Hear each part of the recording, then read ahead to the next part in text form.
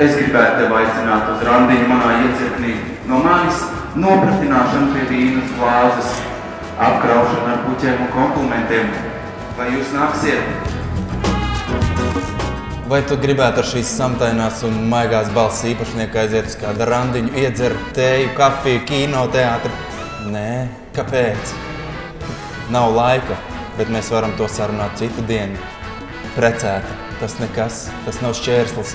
Es neaizņemšu daudz laika. Mēs aiziesim tikai uz vienu randiņu, par ko neuzzinās tavs vīrs. Labi, paldies tev. Vai tu nāks ar mani uz randiņu? Super! Vai jūs būtu gatavs tikpat steidzīgi mesties randiņā iekšā ar mani?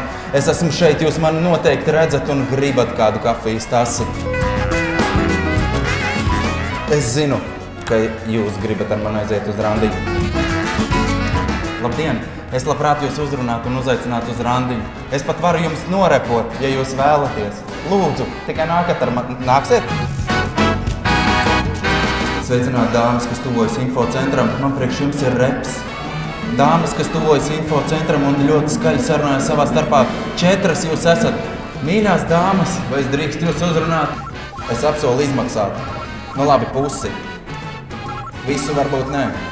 Es gribētu lūgt mammu, vai es drīkstu jūsu meiti nolaupīt uz vienu mazu randiņu, burtiski uz vienu kūciņu, kafijas tasi.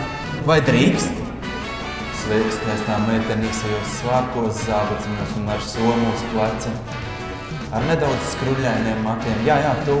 Es zinu, ka tu jau sen sapņo par īstu mačo. Nāc ar mani uz randiņu?